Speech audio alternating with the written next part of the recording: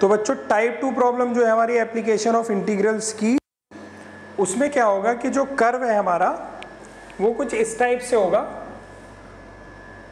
कि वो जैसे यही कर्व है हमारा, सपोज इसका एरिया आपसे वाई एक्सिस से पूछा जाएगा, ये एरिया पूछा जाएगा आपसे वाई एक्सिस के साथ। और टाइप 1 में क्या होता था, आपसे इसका एरिया कौन सा पूछा जाता था, एक्स एक्सिस के साथ वाला, ये वाला पूछा जाता था। तो टाइप 1 के लिए हमारा क्या फॉर्मूला चल रहा था, integration of y d x limit a to b, x कहाँ से कहाँ तक है, ये एक्स की लिमिट है, और y इंटू डी एक्स। इसी तरह टाइप 2 के लिए अगर ये पूछा जा रहा है जो आज हम लोग पढ़ने वाले हैं, उसके लिए फॉर्मूला क्या है हमारे पास, x into d y limit a to b. ये ध्यान रखिएगा यहाँ dy है ना, तो लिमिट जो होगी वो y की होगी कि y कहाँ से कहाँ तक वेरी कर रहा है, और x की जगह क्या पुट करेंगे वो अभी हम लोग सवाल करते हैं, सवाल से हम लोगों को समझ में आएगा। ठीक है बच्चों, चलो इसको थोड़ा मिटा देता हूँ। पहला सवाल है मेरा आप लोगों से कि कर्व है हमारे पास y is equal to x square and line है हमारे पास y इज इक्वल टू 2। इससे जो भी रीजन बाउंड हो रहा है उसका आपको एरिया बताना है। तो फर्स्ट हम लोग इन कर्व को बनाने की कोशिश करते हैं। तो y is equal to x square वाला कर्व जो होता है वो ये पैराबोला होता है, ये पैराबोला है। और y बराबर 2 वाली लाइन की अगर मैं बात करूं तो ये x एक्सिस होती है, x एक्सिस की इक्वेशन क्या होती है, y इज इक्वल टू 0। तो इसी तरह y इज इक्वल टू 1 और y इज इक्वल टू 2, यहाँ कहीं ये लाइन जा रही होगी, y इज इक्वल टू 2। ये लाइन क्या है, y इज इक्वल टू 2, और ये पॉइंट क्या होगा अगर देखें तो 0,2, ये पॉइंट क्या होगा 0,0। तो वो आपसे बाउंडेड रीजन का एरिया पूछ रहा है। बाउंडेड मतलब जो बंधा हुआ है, बंद है, बाहर वाला नहीं, ये तो ओपन एरिया हो गया। वो आपसे इसका एरिया पूछ रहा है।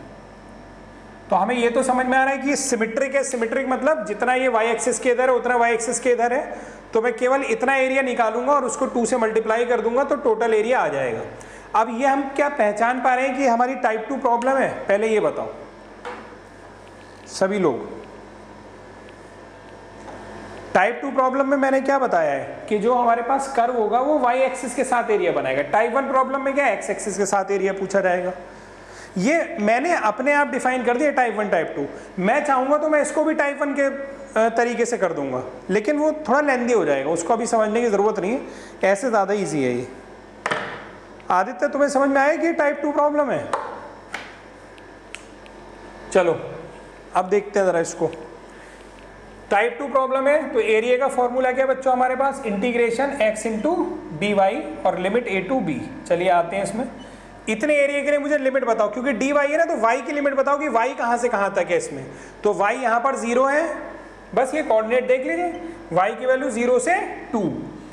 dy x की जगह क्या आएगा, ध्यान रखना यहाँ x नहीं चलेगा क्योंकि dy है ना, तो x की क्या वैल्यू y के टर्म में निकाली जा सकती है। तो ये देखो यहाँ दिया है y बराबर एक्स स्क्वायर, y बराबर एक्स स्क्वायर, तो x बराबर कितना हो जाएगा, रूट y हो जाएगा। तो x की जगह कितना रख देंगे हम लोग, रूट y।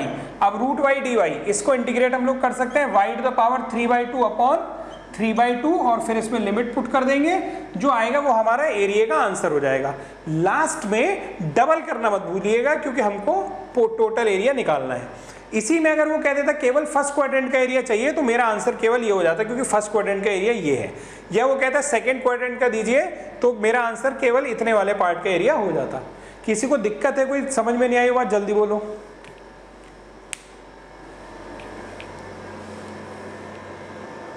तो बच्चों चलो इस क्वेश्चन को हम लोग देखते हैं। इसमें हम लोगों को क्या कह रहा है कि कर्व है y square is equal to 2y minus x. देखो अगर क्वाड्रेटिक इक्वेशन है तो वो हमेशा पैराबोला होता है, ये तो फिक्स बात है एकदम, और कोई कर्व हो ही नहीं सकता, पैराबोला है ये। अब पैराबोला 4 तरीके के होते हैं हम लोग को पता है ना। y square is equal to 4ax type का ये होता है, और y square is equal to minus 4ax type का ये होता है। तो y स्क्वायर तो है इसमें, यानी इन्हीं दोनों में से एक टाइप का होगा। अब तुम लोग मुझे बताओ कि राइट वाला होगा कि लेफ्ट वाला होगा, किसके जैसा शेप होगा, लेफ्ट वाला, क्योंकि y square is equal to minus 4ax type का है ये। y से मतलब नहीं है, y यहां देख लिया ना तुमने, y square is equal to minus 4ax type का है ये। और जो बहुत लोग कोशिश करेंगे नहीं सर मैं तो इसे पैराबोला की इक्वेशन पूरी सही से बनाना चाहता हूं, तो उनके लिए तरीका ये है, ऐसे लिख लिया तुमने। अब इसको बनाओ मेथड ऑफ कंप्लीटिंग स्क्वायर से कुछ इस टाइप का कि y square minus 2y plus 1 minus 1 is equal to minus x. अब ये क्या बन गया, y माइनस 1 का whole square is equal to minus x plus 1, ये माइनस 1 उधर ले गए, तो ये बनने गया उस टाइप का, कुछ याद आया? 11th में मैंने बताई थी इस चीज़ें आप लोगों को कि कन्वर्ट करना। तो ये y square is equal to minus में है ना ये, तो माइनस 4ax टाइप का पैराबोला बनता है। तो तुम्हें इतना करने की जरूरत नहीं है, तुमको तो मैंने पहचानना सिखा दिया ना, तुम्हें इसका वो फोकस या लेटस रेक्टम वगैरह थोड़ी निकालना है जो ऐसी इक्वेशन चाहिए, तुम्हें इसका ग्राफ पता होना चाहिए। तो ये समझ में आ गया कि कुछ इस तरह का ग्राफ इसका होने वाला है, लेकिन ये नहीं होगा क्योंकि ये तो इसका होता है y square equal to minus 4ax type का है ना, ये तो नहीं होगा, कुछ अलग होगा। तो देखते हैं अलग होगा तो कैसा होगा। अभी तक हमने क्या सीख लिया कि ये पहचान लिया कि ये दिखने में ऐसा होगा, लेकिन हो सकता है ये यहां से जा रहा हो, यहां से जा रहा हो, यहां से जा रहा हो। तो हमेशा चेक करिए कि ये जो हमने बनाया है पैराबोला, ये वाला जो बनाया है, इसको मान के बनाया है, क्या ये वाई एक्सिस को कहीं कट करेगा? अगर वाई एक्सिस को कहीं कट करेगा तो वाई एक्सिस पे एक्स क्या होता है? 0 होता है। तो इसमें एक्स बराबर 0 पुट करके देखिए जरा इस इक्वेशन में। तो एक्स बराबर 0 अगर पुट करोगे तो y square is equal to 2y हो जाएगा, या y square minus 2y is equal to 0 हो जाएगा, या y कॉमन लोगे तो y minus 2 is equal to 0 हो जाएगा। तो y बराबर 0 एंड y बराबर 2 है ना, x बराबर 0 रखा था, x बराबर 0 एंड x बराबर 0। यानी ये जो पैराबोला है वो दिखने में तो हमें मालूम है ऐसा है, लेकिन ये x एक्सिस को कहाँ कहाँ कट करता हुआ जा रहा है, एक तो ओरिजिन पर और एक 2,0 पर। अब देखना जरा, सॉरी 0,2 पर। तो 0,2 वाला पॉइंट तो ये हो गया और 0,0 वाला ये हो गया। तो अब एक ऐसा पैराबोला बनाओ जो दिखने में ऐसा हो और इन दो पॉइंट से जाए, तो भाई सिंपल सी बात है वो पैराबोला ऐसा हो जाएगा। देखो दिखने में ऐसा है और इन दो पॉइंट को कट करता हुआ जा रहा है। नहीं समझ में आई बात? सभी लोग बोले अपने लिए। ये मैंने पिछले टर्म पे भी ऐसा एक सवाल कराया था टाइप 1 प्रॉब्लम का, उसमें भी मैंने ऐसे ही कराया था। तो ध्यान रखना, ये बड़े इंपॉर्टेंट है ये वाले कर्व, बच्चे समझ नहीं पाते हैं कैसे करना है इसको। तो अब हमें जो एरिया चाहिए वो एक्चुअली ये वाला चाहिए, क्योंकि विद वाई एक्सिस ये वाला एरिया चाहिए। तो अब ठीक है, टाइप 2 की प्रॉब्लम है क्योंकि वाई एक्सिस से है, तो फॉर्मूला क्या है मेरे पास, एक्स डी वाई इंटीग्रेशन की लिमिट a टू b, ये एरिया का फॉर्मूला है। तो एरिया बराबर हो जाएगा y कहां से कहां तक जा रहा है, 0 से लेके 2 तक, dy, और x की जगह क्या रखूंगा मैं, x की वैल्यू निकालो यहां से 2y माइनस वाई स्क्वायर। यहां जो भी वैल्यू रखी जाती है वो कर्व की इक्वेशन से ही निकलती है। तो x इधर ले आया, y स्क्वायर इधर लेके, तो 2y माइनस वाई स्क्वायर, इसको इंटीग्रेट कर लेना, आंसर आ जाएगा। अब देखो कुछ लोग सोचेंगे सर ये इतनी मेहनत आपने क्यों करी, ये तो हम ऐसे भी कर लेते हैं कि x into d y, x की वैल्यू यहाँ से निकालते हो जाता। एक तो लिमिट हमें मिल गई कि लिमिट कहाँ से कहाँ तक होगी, दूसरा जब हमें डायग्राम दिखाई देता है कि कैसा है तो समझ में आ जाता है एक्चुअली एरिया निकालना कौन सा है। अभी तो ये बिल्कुल बेसिक क्वेश्चन है ना, अभी और बड़े बड़े क्वेश्चन आएंगे तो उसमें कुछ एरिया इधर भी होगा, यहाँ भी होगा, वहाँ भी होगा, तो दिखने चाहिए हमें कि कौन से एरिया हैं, किनको ऐड करना है। चलो इसको अपने आप आगे करिएगा। इसका आंसर मैं आपको बता दे रहा हूँ, इसका आंसर बच्चों आ रहा है 4/3। चलो निकालो जल्दी से इसका answer.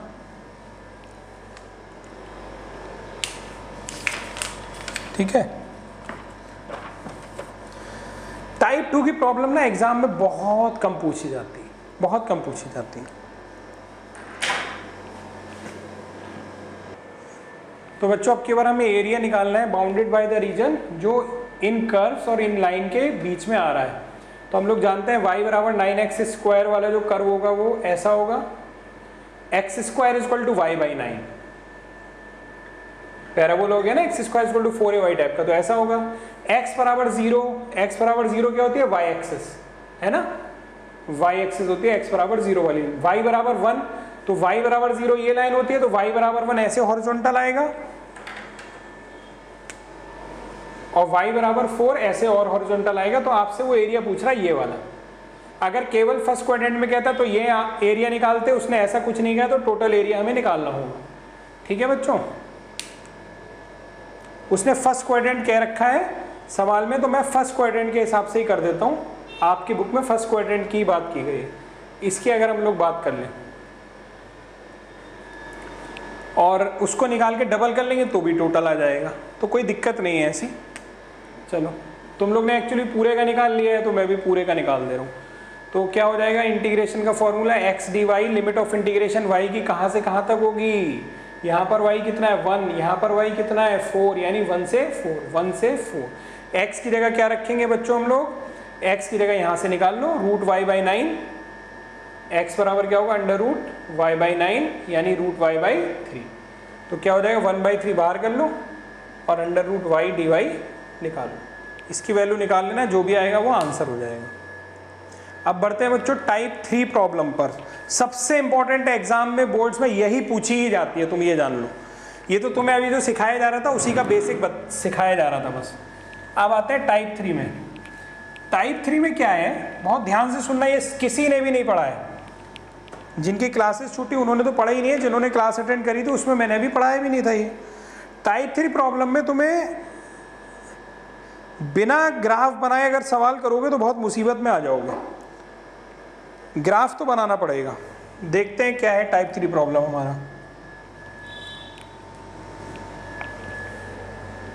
Type 3 problem AOI application of integral. इसमें क्या होगा कि जो दो कर्व होंगे, जैसे एक कर्व ये जा रहा है तो पहले इसका टाइप 1 में x से एरिया पूछते थे, टाइप 2 में y से एरिया पूछते थे। एक और कर्व जा रहा है, एक और कर्व ये जा रहा है, सपोज ये जा रहा है ऐसे, है ना। और अगर इसका भी टाइप 1 में पूछते थे तो x से एरिया पूछते थे, टाइप 2 में y से एरिया। अब वो ये नहीं पूछ रहा, अब वो पूछ रहा है दोनों कर्व के जो बीच का एरिया है वो हमें निकालना है। ये है सवाल। अब ना तो वो x को टच कर रहा है ना y को टच कर रहा है। तो अब बहुत ध्यान से सुनना बच्चों जरा। मान लेते हैं जो ब्लू वाला कर्व है वो y1 = fx1 है, और जो ब्लैक वाला कर्व है हमारा उसको मैं मान लेता हूँ वो दूसरा कर्व है y2 = fx2। कर्व को हम लोग ऐसे लिखते हैं ना, y = fx। तो दो कर्व हैं तो मैंने ऐसे बना लिए, ठीक। अब अगर हमें इसका एरिया चाहिए तो इसके अंदर एक रेक्टेंगुलर स्ट्राइप ऐसे ले लीजिए, जैसे हम लोग टाइप 1 में लेके बेसिक करते हैं अपना, ठीक। अब ये बहुत छोटी स्ट्रिप है, ये तो रेक्टेंगुलर शेप की है क्योंकि ये बहुत छोटी है। तो इस लेंथ को मैं क्या मानता हूं dx, क्योंकि किसी भी छोटी लेंथ को, स्मॉल एलिमेंट की लेंथ को हम लोग जो वेरी स्मॉल है उसको dx, अगर x डायरेक्शन में, dy अगर y डायरेक्शन में। लेकिन ये लेंथ इसकी स्मॉल नहीं है, ये तो दोनों कर्व की हाइट है, बीच की हाइट है, तो इसको मैंने मान लिया y। तो इस स्ट्रिप का एरिया कितना हो जाता है, dA बराबर कितना हो जाता है y × dx। टोटल एरिया चाहिए तो दोनों साइड इंटीग्रेट कर दीजिए, ठीक है। तो dA का इंटीग्रेशन ये हो जाएगा और ये हो जाएगा y × dx। अब हम सब जान रहे हैं कि लिमिट ऑफ x कहाँ से कहाँ किसकी होगी, dx है ना। देखो मैंने टाइप 1 वाला फॉर्मूला लगा दिया इसमें, क्यों लगा दिया, क्योंकि टाइप 1 में भी मैंने वर्टिकल स्ट्रिप ली थी, हॉरिजॉन्टल स्ट्रिप टाइप 2 में लेके बताई थी। वर्टिकल स्ट्रिप से सवाल को करेंगे तो थोड़ा इजी रहेगा हमारे लिए। तो अब देखिए जरा, y × dx, y ये वाली हाइट है इसकी और dx ये वाला विड्थ है। रेक्टेंगल का एरिया कितना हुआ y × dx। तो इस छोटी स्ट्रिप का छोटा सा एरिया dA बराबर y × dx, दोनों तरफ इंटीग्रेट करूंगा तो जैसे dx का इंटीग्रेशन x होता है इसी तरह dA का इंटीग्रेशन a हो गया। और यहां पर ये फॉर्मूला आ गया, लिमिट क्या होंगी, लिमिट x की होंगी, लिमिट x की होंगी क्योंकि यहाँ dx है। अब वो लिमिट कैसे निकलेंगी, कैसे सब काम होगा, तो मैं तुम्हें एक एग्जाम्पल दे करके बताता हूं।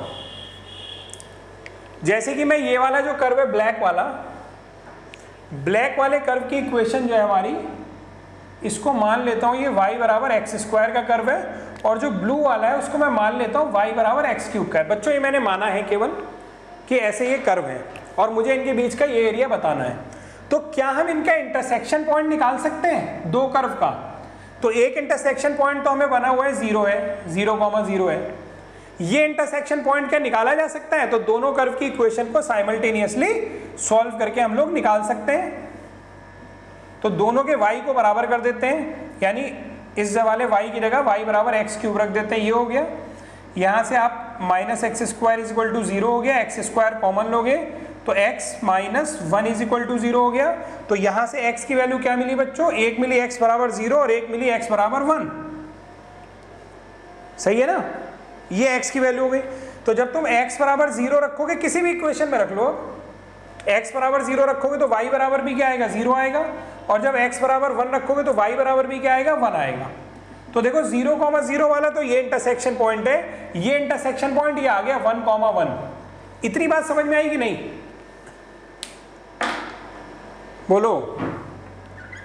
अब मुझे बताओ इस कर्व में x की वैल्यू 0 से लेकर के कहां तक जा रही है? 1 तक, क्योंकि यहां पे कोऑर्डिनेट x है क्या है 1 है, और यहां x कोऑर्डिनेट क्या है 0, यानी 0 से 1 इसकी लिमिट होगी, 0 से 1। इतना समझ में आ गया लिमिट कैसे निकाली मैंने? ठीक ठीक। लेकिन अभी ये प्रॉब्लम है कि y की जगह क्या रखें, क्योंकि यहां पर तो दो दो y दिए हैं, एक y बराबर एक्स स्क्वायर है, एक y बराबर एक्स क्यूब है। जो पहला कर्व है हमारा वो y बराबर एक्स क्यूब है, और जो नीचे वाला कर्व है वो y बराबर एक्स स्क्वायर है, ये है। तो क्या y रखें यहाँ पर? तो बच्चों ध्यान से देखो y है क्या, y ये हाइट है, y ये हाइट है, y ये कैसे निकलेगी, ये कैसे निकलेगी? बहुत ध्यान से देखो, एक अच्छा सा डायग्राम यहाँ बना रहा हूँ, उसमें ध्यान से देखना जरा, और तुम लोग खुद आंसर करोगे मुझे। ठीक, मुझे बताओ जरा, ये वाला जो टोटल y है, ये जो टोटल y है, ये ऊपर वाले कर्व के लिए होगा ना, तो इसकी पूरी वैल्यू कितनी हो गई? एक्स क्यूब हो गई कि नहीं हो गई? भाई इस वाले के लिए जो y है वो कितना है, एक्स क्यूब हुआ कि नहीं हुआ? सब लोगों को समझ में आई ये बात? और अगर मैं नीचे वाले के लिए बात करूं तो इसका y ये होगा और ये होगा एक्स स्क्वायर। तो मुझे जो y चाहिए वो ये है, इनके बीच का ये y चाहिए। तो ये y कितना हुआ? पूरे में से ये नीचे वाला माइनस कर दें, x cube minus x square, यानी मेरा वाला y क्या आ गया? X cube minus x square. ये मैं y की जगह पुट करूंगा, क्योंकि मेरे लिए जो y था वो तो इस स्ट्रिप की हाइट थी, ये हाइट थी, वो मैंने कैसे निकाली आपको मैंने अभी समझाया। अब मैं यहां पर अगर रख दूं तो ये सवाल तो बड़ा इजी हो गया आपके लिए। 0 से 1 लिमिट हम लोग निकाल चुके हैं, y की जगह पुट कर देंगे x cube minus x square into D x, इसको इंटीग्रेट कर लेंगे, आंसर आ जाएगा। यहां तक में किसी को डाउट है तो बच्चों बोलो जल्दी से। ठीक, तो इसमें शॉर्टकट ट्रिक हमारी क्या है, जो मैंने यहाँ बातें बताई थी उसकी कोई ज़रूरत नहीं है। अब देखो मैं क्या करता हूँ, लिमिट निकालने के लिए ये पॉइंट्स तो आपको इंटरसेक्शन निकालने पड़ेंगे। 0 से 1 हो गई लिमिट, ये dx हो गया, और यहाँ पे जो y था इसकी जगह क्या रखना है? तो इसकी जगह आपको रखना है ऊपर वाला कर्व माइनस नीचे वाला कर्व। ऊपर वाला कर्व क्या था? एक्स क्यूब, नीचे वाला कर्व क्या था? एक्स स्क्वायर, बस। तो इसकी जगह रखना है y1 माइनस y2, जहाँ पे y1 मैंने किसको माना है? ऊपर वाले कर्व को, नीचे वाले कर्व को y2 का नाम दिया है। तो कुल मिला के बहुत सिंपल हो गया। अब तो 0 से 1 ऊपर वाला कर्व क्या है? एक्स क्यूब, नीचे वाला कर्व क्या है? X square. ये पुट कर देंगे और इसको इंटीग्रेट कर देंगे। अभी समझ में आया सबको? जल्दी जल्दी यस बोलो यार। ठीक है, यही करना हमेशा। अब तुम लोग अगर टाइप 3 प्रॉब्लम मिल गई कि कर्व हवा में है, ना एक्स को टच कर रहा है ना वाई को टच कर रहा है, अगर ये कर्व हवा में है इस तरह का, तो आप इसको किस फॉर्मूले से करेंगे? टाइप 1 वाले से, y इंटू डी एक्स से। लेकिन y की जगह क्या रखेंगे, यही फर्क आ जाएगा, क्योंकि अब इसमें दो कर्व मिलेंगे तो दोनों का डिफरेंस हम लोग रख लेंगे। बहुत सिंपल तरीका मैंने आपको बता दिया। ठीक है, अब तुम लोगों को मैं क्वेश्चन देता हूँ। अच्छा, अब इसमें समझ लो, अगर तुमने इसमें ग्राफ नहीं बनाया दिक्कत हो जाएगी, तुमको यही नहीं पता लगेगा ऊपर कौन सा नीचे कौन सा है अगर ग्राफ नहीं बनाओगे तो। इसलिए ग्राफ बनाना बहुत ज़रूरी है। चलो अब मैं तुम लोगों को एक क्वेश्चन दे रहा हूँ, देखते हैं क्या कर पाते हो तुम लोग। ऐसे ही क्वेश्चन एग्जाम में मिलेंगे तुम्हें टाइप 3 वाले। Find the area of the region included between the parabola y equal to 3x square by 4 and the line 3x minus 2y plus 12 is equal to 0। ये पैराबोला और इस लाइन से जो reason bound होके बन रहा है, हमें उसका एरिया चाहिए। अपने आप दोनों के कर्व ड्रॉ करो सबसे पहले। अब ये हम लोगों का क्वेश्चन है, y is equal to 3x square by 4 और लाइन ये, इनसे जो एरिया बाउंड है उसका वैल्यू निकालना है। तो ये तो पैराबोला हो गया, x square is equal to कितना हो जाएगा? 4y upon 3। तो x square is equal to 4ay वाला पैराबोला तो ये होता है। ये हमारा पहला कर्व हो गया। दूसरा कर्व हमारा 3x माइनस 2y प्लस 12। तो इस लाइन को हमें ड्रॉ करना पड़ेगा। आरिफ क्या पॉइंट लेके ड्रॉ किया जरा बताइए। अच्छा, स्लोप इंटरसेप्ट फॉर्म लगा दिए तुमने। x इज इक्वल टू 0 करोगे तो y बराबर 6 आ जाएगा, है ना, और y को 0 करोगे तो x बराबर 4 आ जाएगा। अच्छा, -4 आएगा, हाँ ठीक है। तो इन दोनों पॉइंट को बना लेते हैं। पहला पॉइंट हमारा 0,6, तो 0,6 यहाँ कहीं होगा। दूसरा पॉइंट है -4,0 यहाँ कहीं होगा, ऐसे होगा। तो अगर हम इसको ड्रॉ करें बच्चों तो ये लाइन जो है कुछ ऐसे निकल जा रही है, ऐसे, ठीक है। थोड़ा सा मैं पॉइंट की लोकेशन थोड़ी सी सही करूँगा, यहाँ बना लेता हूँ जो -4,0 वाला है ये। अब इन दोनों पॉइंट को मिलाता हूँ तो ये हमारी लाइन हो गई। तो अब इस लाइन और इस कर्व के बीच में एरिया कौन सा बाउंड हो रहा है, तो कर्व को थोड़ा और आगे तक बढ़ा लेते हैं, अभी मिल जाएगा। ये देखो मिल गया। तो हमें जो बच्चों एक्चुअली एरिया चाहिए ना, वो ये वाला चाहिए, वो ये वाला चाहिए, ये एरिया की हमें नीड है, ठीक। तो अब ये वाला जो टोटल एरिया है ना, तो एक्स एक्सिस के साथ बन रहा है ना वाई के साथ बन रहा है, ये तो कुछ हवा में है, यानी टाइप 3 की प्रॉब्लम हो गई। टाइप 3 की प्रॉब्लम हो गई तो हम लोग इसके अंदर एक वर्टिकल स्ट्रिप ले या ना ले वो अलग बात है, लेकिन हम लोग एक वर्टिकल स्ट्रिप लेके ही इसका फॉर्मूला निकालते हैं। तो क्या है फॉर्मूला हमारे पास बच्चों, y इंटू डी एक्स, और लिमिट ऑफ इंटीग्रेशन के लिए क्या करना होगा, हमें इंटरसेक्शन पॉइंट निकालने होंगे। तो ये इंटरसेक्शन पॉइंट कैसे निकलेंगे, दोनों इक्वेशन को सॉल्व करके, एक ये इक्वेशन एक ये इक्वेशन है, दोनों को सॉल्व करिएगा तो आएंगे पॉइंट। क्या इंटरसेक्शन पॉइंट आए कोई बताएगा? ये तो आ रहा है 4,12 और ये वाला आ रहा है -2,3। इंटरसेक्शन पॉइंट निकालना आप लोग जानते हैं, इन दोनों इक्वेशन को जो है सॉल्व कर लीजिएगा, निकल आएंगे। तो अब इसमें देखो लिमिट कहां से कहां हो जाएगी, dx है ना, तो x की लिमिट, x है -2 से कहां तक जा रहा है, 4 तक, यानी -2 से 4 इसका इंटीग्रेशन की लिमिट हो जाएगी। और y की जगह क्या रखेंगे बच्चों, ऊपर वाला कर्व माइनस नीचे वाला कर्व। तो ऊपर वाला कर्व हमारा कौन सा है, स्ट्रेट लाइन, उसकी इक्वेशन अगर देखें तो क्या होगी, y बराबर करके, तो ये हो जाएगी कितनी, y is equal to -3/2x plus 12। नहीं, ये भी ऐसे रहेगा। देखो जरा स्लोप इंटरसेप्ट फॉर्म में यही थी आरिफ, हाँ, और डिवाइडेड बाई 3 यहाँ पे भी होगा तो ये 4 आ जाएगा, डिवाइड बाई 2 6 आ जाएगा, 6 आ जाएगा। ये लाइन की इक्वेशन हो गई हमारी। तो ऊपर वाला जो कर्व है बच्चों उसकी इक्वेशन ये रही, और नीचे वाला जो कर्व है बच्चों उसकी इक्वेशन क्या है, y बराबर 3x²/4। मैंने क्या बताया था, ऊपर वाला कर्व माइनस नीचे वाला कर्व, y की जगह सब्स्टिट्यूट कर दो। तो ऊपर वाला कर्व हमारा क्या है, उसमें y की वैल्यू है 3/2x + 6, माइनस नीचे वाला कर्व, नीचे वाले कर्व में क्या वैल्यू है y की, 3x²/4, 3x²/4 और ये dx। इसको सॉल्व कर लीजिएगा, जो आएगा वो आंसर हो जाएगा। मेरे पास सॉल्व है तो मैं आपको इसका फाइनल आंसर बता दे रहा हूँ, ये 27 आना चाहिए सॉल्व करने में।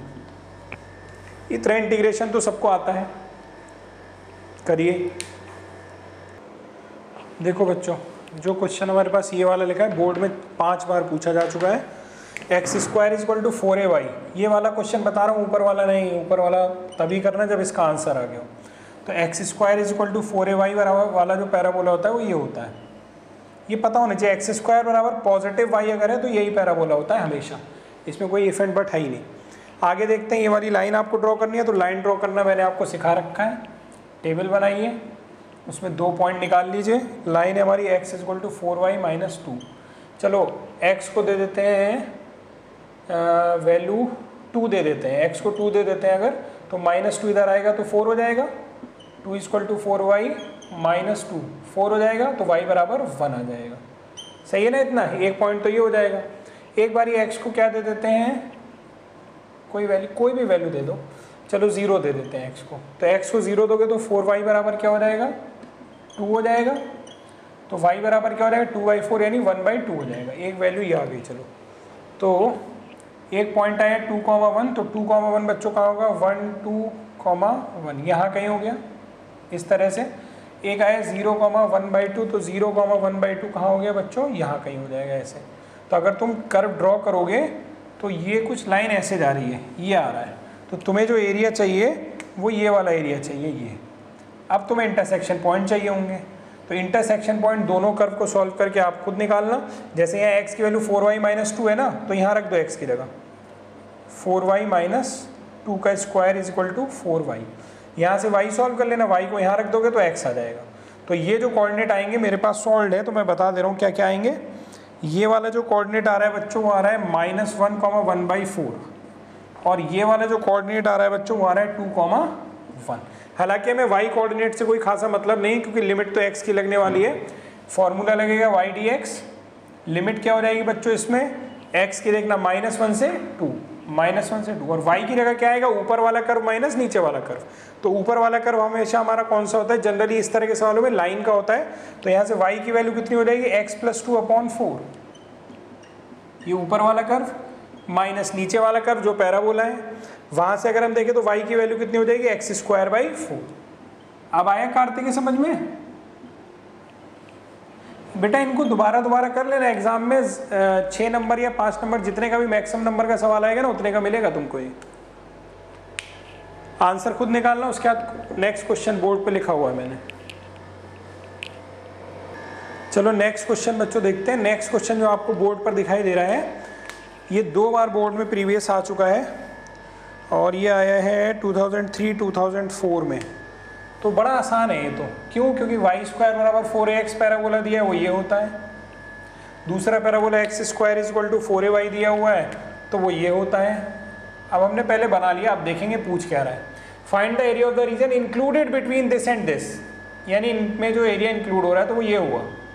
अभी मैंने कुछ देर पहले इसी टाइप के तो कर्व बना के तुम्हें बताया था, वेयर a > 0, यानी कि ये पॉजिटिव a वाला है, ये भी पॉजिटिव a वाला है, तो हम लोग ने सही ग्राफ बनाए। अब क्या है, बस इंटरसेक्शन पॉइंट निकाल लो। एक तो 0, 0 ही है, एक ये वाला इंटरसेक्शन पॉइंट निकालो। तो दोनों इक्वेशन को सॉल्व कर लेते हैं। x² = 4ay और दूसरी है y² = 4ax। ठीक, इसको सॉल्व करके y की वैल्यू कितनी हो गई, x²/4a, ये यहाँ रख देते हैं। तो इसका स्क्वायर करेंगे, y का स्क्वायर यानी x²/4a का होल स्क्वायर = 4ax। तो x की पावर 4/16a² = 4ax। एक तरफ कर लें तो x4 = ये हो जाएगा 64a³ है ना। हाँ ठीक है, तो x4 - 64a³ = 0। यहाँ से क्या कॉमन होगा, x कॉमन हो गया, तो x³ - 64a³ = 0। यहाँ से अगर आप वैल्यू निकालेंगे तो एक वैल्यू हो गई x = 0, यहाँ कर दे रहा हूँ, और एक वैल्यू हो गई x³ = 64a³, और इसका क्यूब रूट लोगे तो यहाँ से x बराबर आ जाएगा 4a। तो एक x की वैल्यू 0 आई ऑलरेडी बनी हुई है, और एक x की वैल्यू आ गई 4a। अगर तुम y की वैल्यू भी निकालोगे, जैसे यहाँ से निकाल लो, तो x की वैल्यू यहाँ रख दो, तो 4a का स्क्वायर बाई 4a, तो कैंसिल होके y की वैल्यू भी 4a आ जाएगी। हालांकि ज़रूरत नहीं है, ज़रूरत तो हमें केवल x कोऑर्डिनेट की ही है, क्योंकि हम जो फॉर्मूला लगाने वाले हैं वो ये है। लिमिट क्या हो गई बच्चों, 0 से x की 4a, क्योंकि dx है ना, तो limit of x 0 to 4a। y की जगह ऊपर वाला माइनस नीचे वाला, तो ऊपर वाले कर्व की इक्वेशन क्या है बच्चों, y² = 4ax, और नीचे वाले कर्व की इक्वेशन क्या है, x² = 4ay। तो रखते हैं 0 to 4a, ऊपर वाला कर्व है y बराबर क्या है, √2ax, y की वैल्यू है ना स्क्वायर रूट, माइनस यहाँ से y की वैल्यू कितनी हो गई, x²/4a। इसको सॉल्व कर लेना, जो आएगा वो तुम्हारा आंसर हो जाएगा। आंसर मैंने लिखा हुआ ये आना चाहिए। अब इंटीग्रेशन नहीं करूंगा मैं, इंटीग्रेशन आप लोग करो, दोनों का अलग अलग कर लेना। यहाँ से √2a बाहर कर लेना, तो √x बच जाएगा यहाँ पे। ऑल राइट, अच्छा 2√a होगा मतलब, अच्छा ठीक है, हाँ ठीक है, तो ऐसे कर लेते हैं, 2√ax होगा, क्योंकि 4 का स्क्वायर रूट जो होगा वो 2 हो जाएगा। ठीक है, कैलकुलेशन थोड़ा तुम लोग देखो बच्चों। अभी हम लोग ने ये वाला क्वेश्चन किया था और इसको हमने टाइप 3 प्रॉब्लम माना और फॉर्मूला लगाया इंटीग्रेशन y × dx। मेरा ये कहना है कि अगर मैं इसमें टाइप 2 का फॉर्मूला लगाता तो क्या नहीं हो पाता। टाइप 2 का फॉर्मूला क्या था मेरा, ये इधर थोड़ा जगह बना लेता हूँ। बड़ी अच्छी बात बताने जा रहा हूँ, बहुत ध्यान से देखना, बच्चे समझ नहीं पाते हैं कि कब हम कौन सा फॉर्मूला लगाएं। जैसे इसमें मैं y dx लगाया ना फॉर्मूला, ये मैंने लगाया 0 से 4a। अगर मैं इसमें x dy बनाता, यानी कि टारगेट करता इसको टाइप 2 से करने के लिए, तो फिर मैं इसको कैसे करता बच्चों, हॉरिजॉन्टल स्टेप से करता। क्या मैं इस सवाल को हॉरिजॉन्टल स्टेप से कर सकता हूं या नहीं, ये मुझे कैसे पता चले। तो ये ध्यान रखो, वो हॉरिजॉन्टल स्ट्रिप 2 कर्व के बीच में होनी चाहिए। अभी ध्यान से देखना, इसमें 2 कर्व के बीच में है कि नहीं, तो 2 कर्व के बीच में है। इसमें कैसे करेंगे, एक्स को कैसे रिप्लेस करेंगे बच्चों, आगे वाला कर्व माइनस पीछे वाला कर्व, आगे वाला कर्व माइनस पीछे वाला कर्व, और वैल्यू y के टर्म में होनी चाहिए क्योंकि dy है। तो यहाँ पर आगे कर्व ये वाला है, ब्लैक वाला है इस स्ट्रिप के हिसाब से, तो यहाँ पर x की वैल्यू क्या हो गई, स्क्वायर रूट ऑफ 4ay, और पीछे वाला कर्व हमारा ब्लू वाला है, उसकी इक्वेशन क्या है, वाई स्क्वायर बराबर 4x, तो वहां से x की वैल्यू कितनी हो गई, y square upon 4a into dy, और लिमिट क्या लगेगी y वाली, तो y देखो कहां से कहां तक है, y वाला कोऑर्डिनेट 0 से लेकर के 4a तक, 0 से लेकर के 4a तक। क्या ये बात समझ में आई?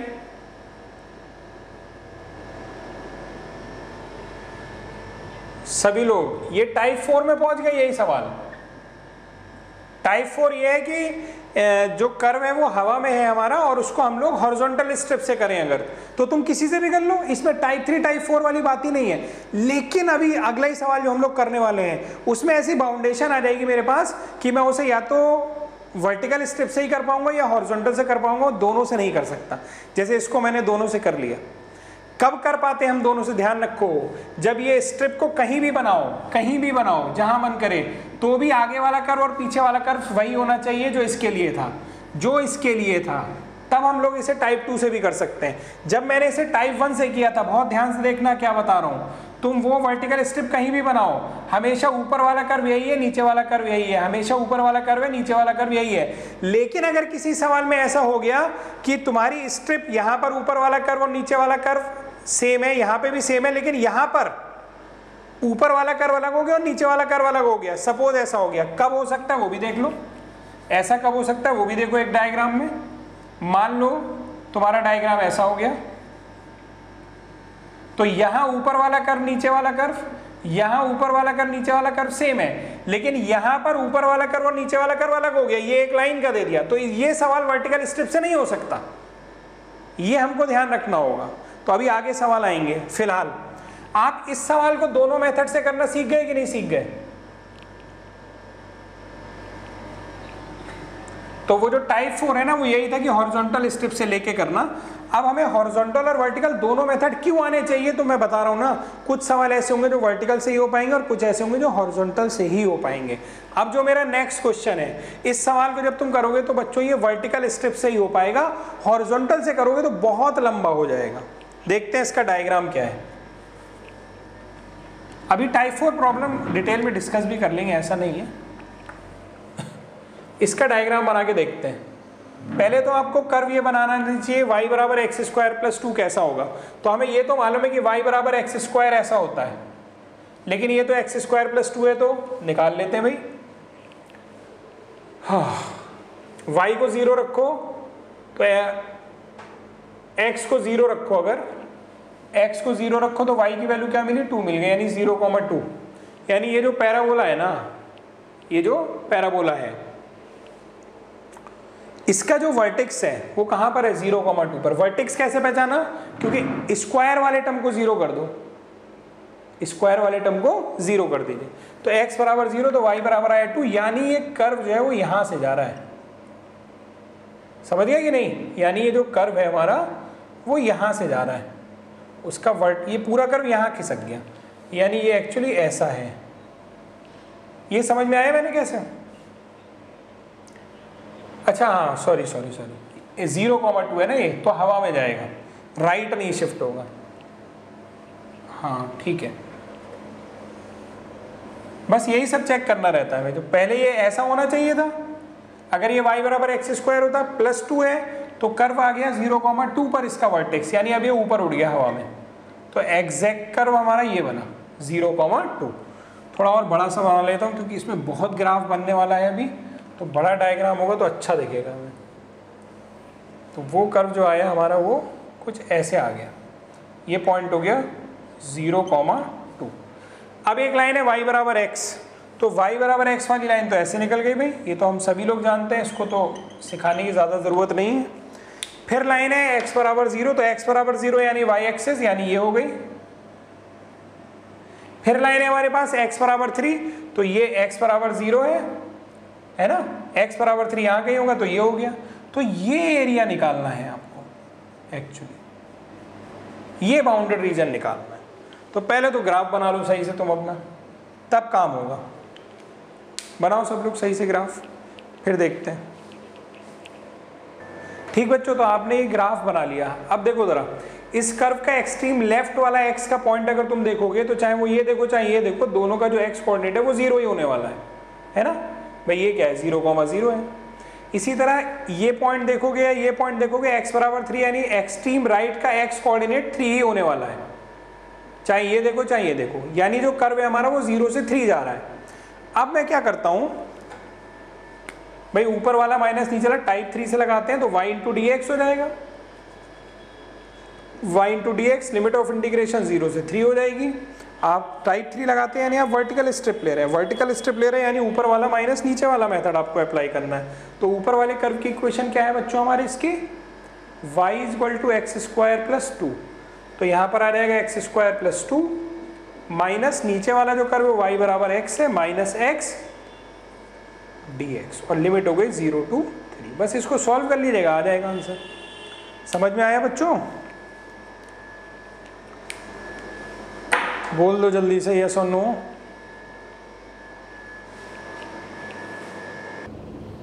तो आई होप बच्चों आपको ये वीडियो लेक्चर समझ में आया होगा। और वैसे तो जनरली मैं अपने कोचिंग के बच्चों के लिए बनाता हूँ, मेरे साथ ऑनलाइन भी पढ़ते रहते हैं, उन्हीं के लिए रिकॉर्ड भी करता हूँ। कुछ और बच्चों को भी फायदा हो तो अच्छी बात है। तो वीडियो पसंद आएगा तो लाइक करना, शेयर करना, सब्सक्राइब करना ना भूलिए। Thank you.